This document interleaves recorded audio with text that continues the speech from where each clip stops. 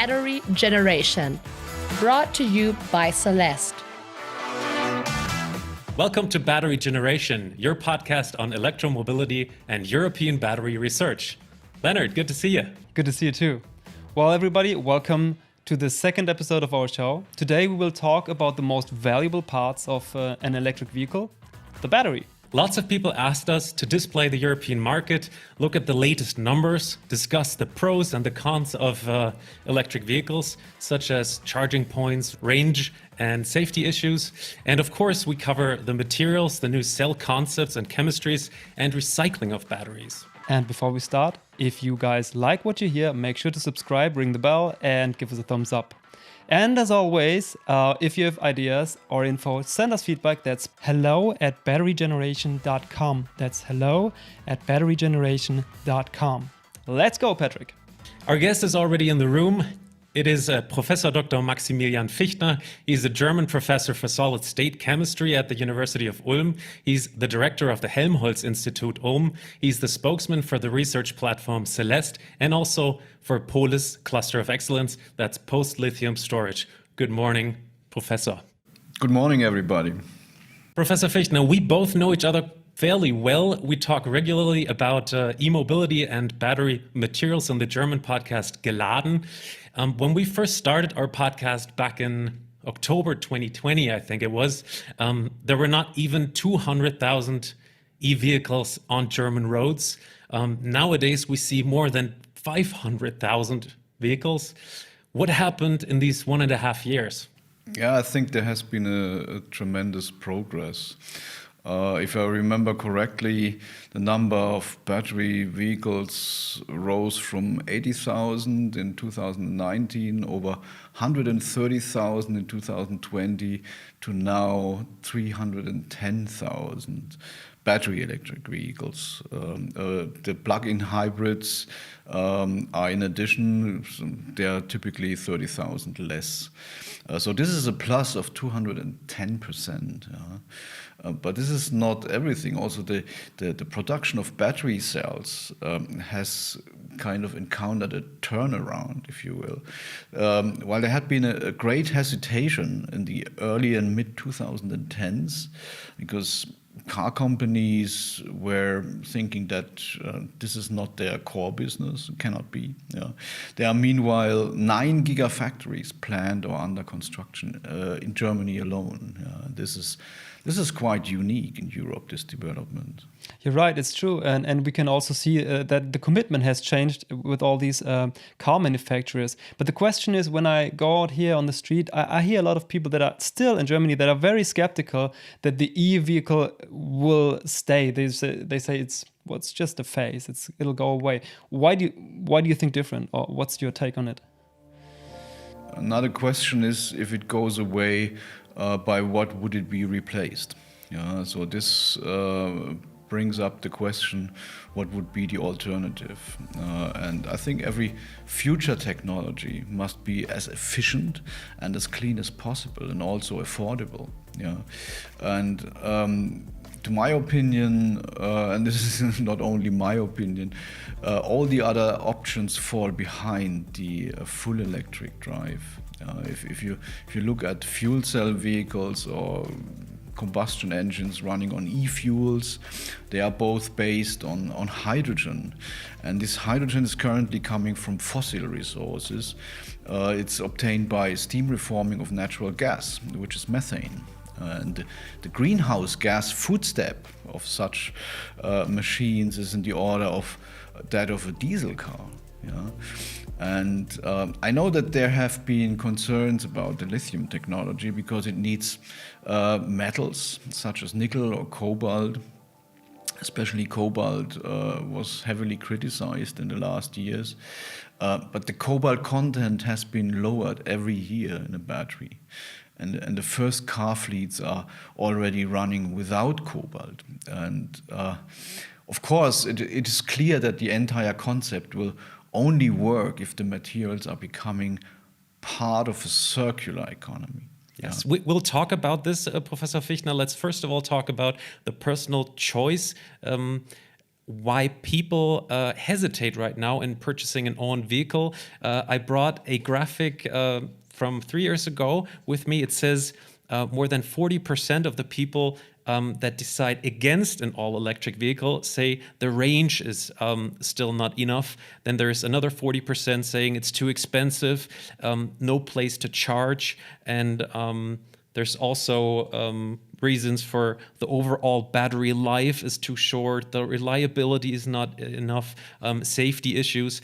Nowadays, many people say the range is acceptable, but nevertheless, how far do I get with a fully charged electric vehicle? What are the current ranges of these EVs? Yeah. Meanwhile, you decide the range by your purse. Yeah. Depends on which kind of battery you buy with your car and which car you buy. If you are in the upper segment, let's say in the range where hydrogen cars are also found, you have driving ranges of 800 kilometers. This is not out of sight. And what I notice is that many of these arguments have been true or were true a while ago, maybe 5 to 10 years ago. There was this range anxiety and people were concerned about the safety, yeah, True. and all these issues. And this is one of the reasons why I'm glad that we have such podcasts now, because I think as a scientist, we haven't done a very good job in the past, because we were so glad and happy about our results that we kind of forgot to communicate this to the public. Yeah, just two numbers. In the last 10 years, the battery price fell by 90%. At the same time, the capacity doubled. Yeah, and this is something which is often not known, and people are still in these discussions of the early 2010s. Do you think this is a trend that will continue? Because those numbers are really, really impressive. I mean, if this will continue, I think in a couple of years it will be a no-brainer which car to buy. Yeah, I mean, we can certainly yes. Okay. In brief, we can discuss that in detail, if you will. What is already, I would say, in the industrial development phase or in the pre-production. I don't know whether we want to do that now. If not, we can do it later. Professor Fichtner, just quickly summarize, what do you think is a real reason nowadays to not buy an electric vehicle? Yeah, if people are afraid of things like driving range too short, or some people also think that they always catch fire under certain circumstances, which can happen, but happens much more seldom than with combustion engine driven cars. Yeah, from the statistics, but I think people are afraid to change to this technology, which is not known by them. Yeah, and also many people don't want to change their habits. I think this is another important issue. I mean, is it a real reason that you have to charge this vehicle maybe once a week? Is it harder in general than to, visit a gas station? Let me give you an example, Patrick, because I think it's a good question. Because I've been talking with my sister recently, because we're pooling a car and it's phasing out. So we were thinking about, okay, if we're gonna buy, maybe we'll go electric. And then there's actually the issue, like if you don't have a charging point at home, you'll Absolutely. need to park it somewhere and then go back 3 hours later to repark it. Those kind of issues. Where do you think do we stand currently? Because the car needs the backup system. As you mentioned, there are big differences. If you have a wall box at home, you park your car, plug in your wall box, and then go for sleep or dinner or whatsoever, and your charging time where you wait is zero, virtually, or 1 minute or so, because does it alone. If you have to charge it somewhere, it depends very much on the kind of charging station that you have. Yeah, and if you go to a fast charger, supercharger, this can be really fast. Yeah, it goes in 15 minutes or so. Yeah, 15, 20 minutes. And this is not so critical. Just a little story about that. A colleague of mine here drives a Tesla Model 3, and he went to a conference in Copenhagen with it. And I asked him, how did you do that? And he said, okay, he rode with the charged machine over the Rhineland and then stopped somewhere at a supercharger of Tesla. And when he sorted in this parking lot, the car already opened the flap, and he just had to plug in the cable and then went for a coffee. So you don't have to wait in a line, yeah, and wait until the colleague in front of you has prepared 2 latte macchiatos for the customer, and so you're just going to the coffee. And he said he was having a coffee and a croissant, and then his charging app made noise because he was already finished and blocked the charging station, and that this is something where you have to pay a fee in addition, and this was after 20 minutes. So.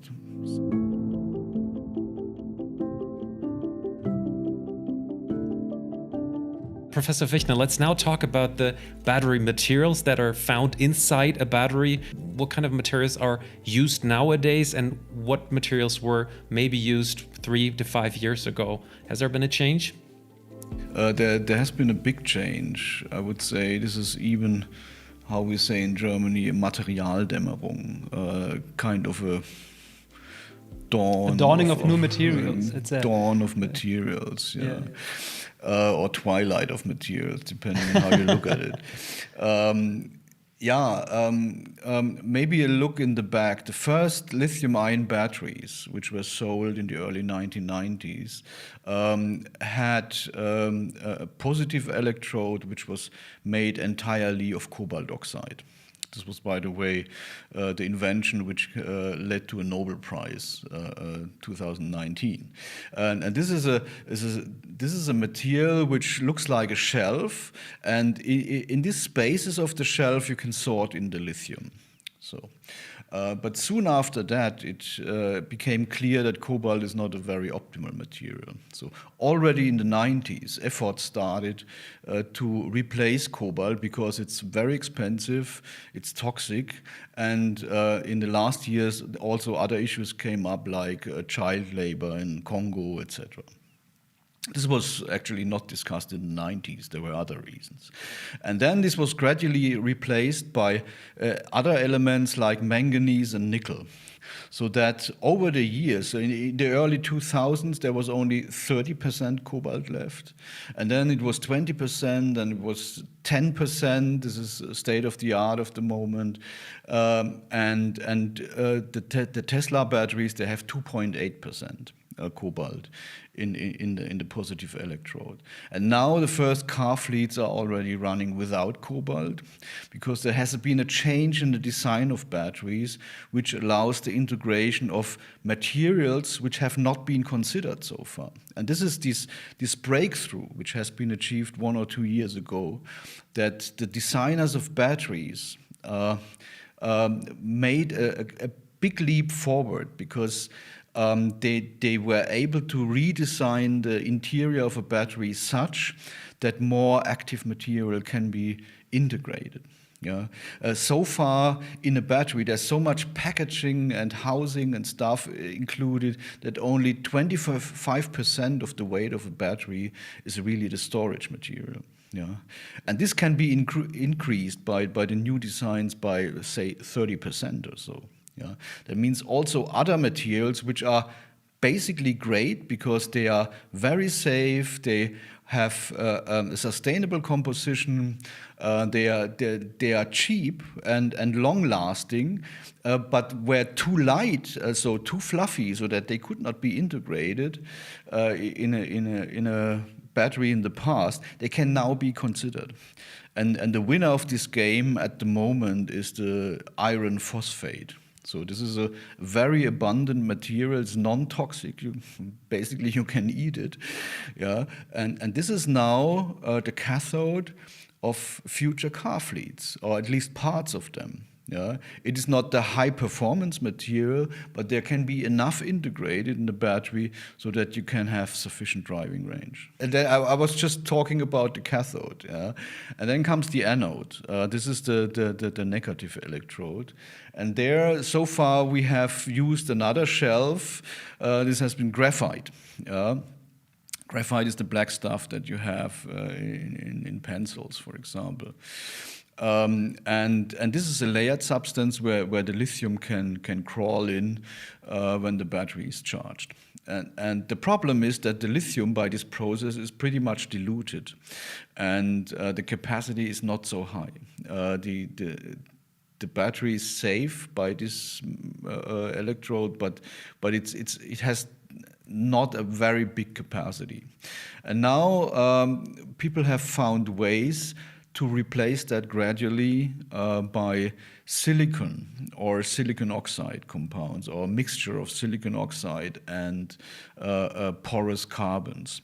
And thereby you can boost the driving range by another 30 to 40%. And this is coming now. Right now, not a single battery in electric vehicles comes without lithium. How sustainable is the production of lithium in general? Yeah, I think lithium together with cobalt have been these two candidates which have been criticized most in the past. With cobalt, we have another issue, and that is that it runs empty if we continue to build our batteries in the way how we did in the past. So there's a huge pressure to go away from cobalt.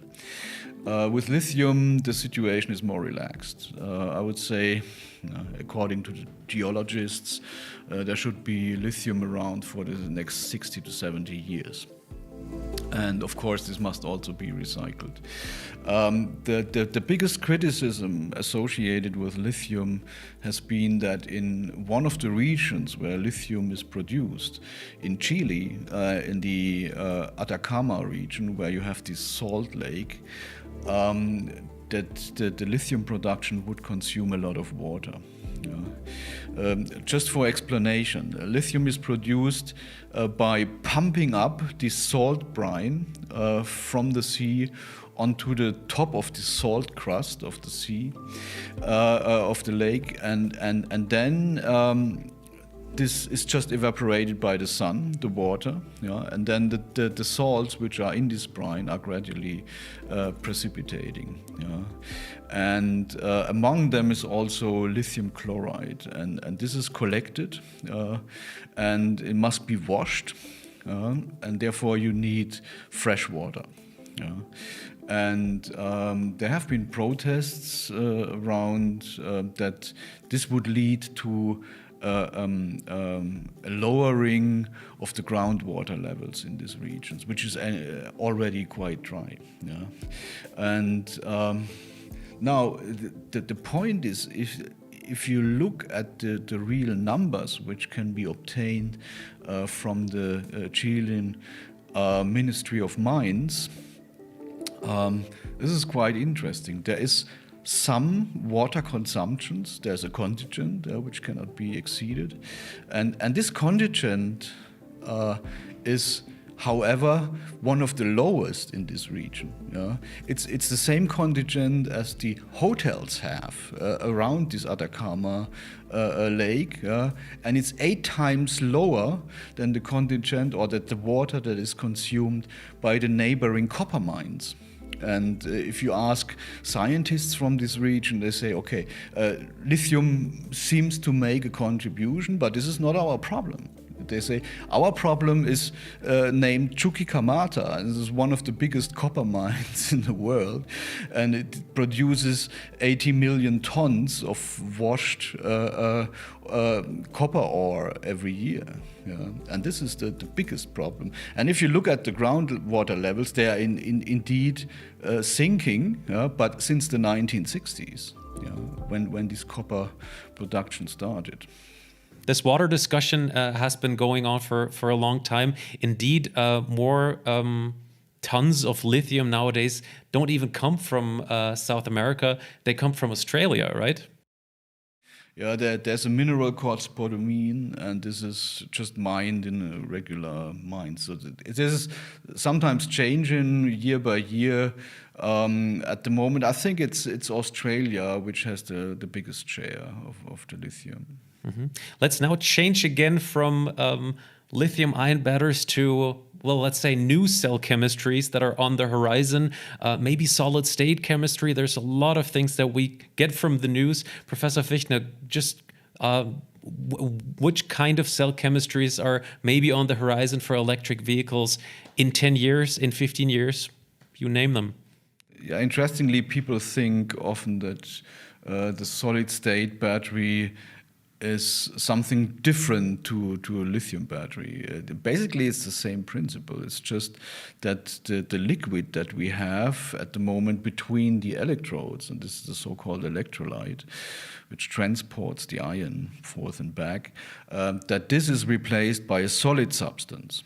Yeah, and also the graphite is replaced in the negative electrode is replaced by nothing, so that you have the pure lithium undiluted on this electrode.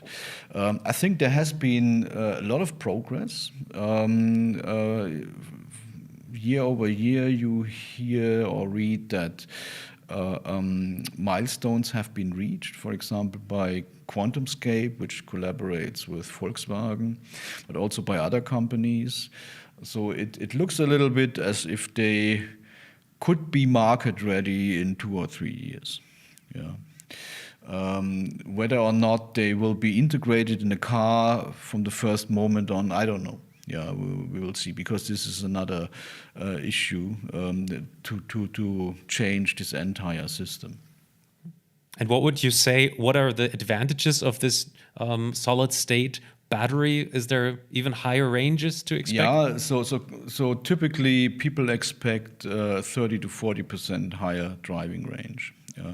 And this is because in the negative electrode, this voluminous graphite is replaced or is just not used anymore, and lithium metal is used directly. So there you have the undiluted metal, if you will, and this saves you a lot of space and weight, and this is why you get more active material into the battery.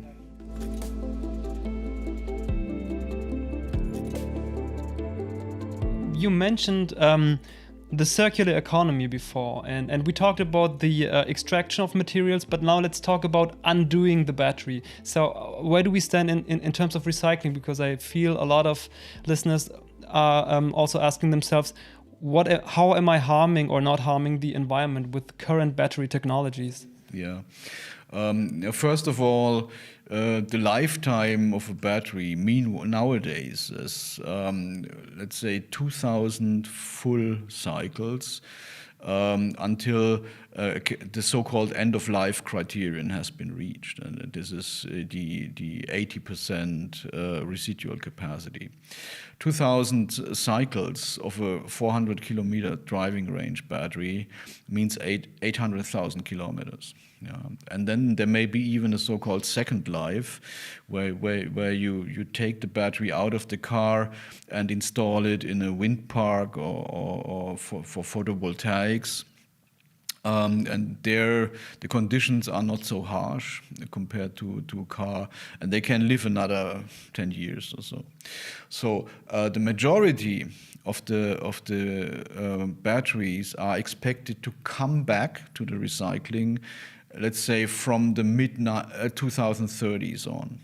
2035, 2040. There will be this gold rush with recycling. At the moment, of course, batteries are recycled already by the classical way, and this is if you bring a battery to the recycle, which you please do. Then the battery is collected, it's shredded, and the parts are brought to a big furnace where they are molten, and then you get a big block of molten metal out of that. This contains all the heavy metals: iron, nickel, cobalt, manganese, copper, and then there is a slag, and this slag contains the light metals such as aluminum and lithium. And then you do the reprocessing to recycle that stuff. This is, I would say, the standard method of recycling. Currently, I think there is a bunch of companies which try to find ways which are not so energy intensive. This is, you would take the battery back, it is opened by a robot, and then these coated battery foils, where you have the active material on top, there's just scratched off or scraped off, and this so-called black mass is collected and washed and redone, so that it can be reused. This is the developments at the moment. I think they will probably have something in the next couple of years. But just for clarification, if I get this big blob of heavy metal, can I in fact use it to build another battery, or is that another issue which is still not quite solved? Like, what do I do with this blob? Now you would have to dissolve it. So you put it, I would say, in a chemical process where the metals are diluted and separated again, and then with these separated streams of metals, you produce the chemicals that you need as storage materials for your battery. So this can from a battery at the moment, from a battery car that goes to the recycling, from the entire car, about 30 kilograms come back unrecycled. All the rest is recycled. I think these sustainability issues become more and more important to people that want to purchase an electric vehicle. Last question for you, Professor Fichtner. Do we even have enough green electricity energy for feeding our future electric vehicles, keeping in mind that this will scale up and we'll soon see millions of electric vehicles on German roads and European roads? This is a very good question. Yes and no is the answer. Yes, because we already have now about 40% green electricity in the grid, and already with the current electricity mix, electric vehicle is much more green than any other option. So this is by a factor of 6 or 7 less with respect to the greenhouse gas emission when it is running. And this is also true for battery vehicles versus hydrogen vehicles at the moment, because there's no green hydrogen, as I already mentioned. So this is true at the moment. So you have an immediate greenhouse gas effect when you start driving an electric vehicle. And of course, it would be much better if in the future green electricity is used in the production of the materials for the battery and the rest of the car, and the production of the cells of the batteries.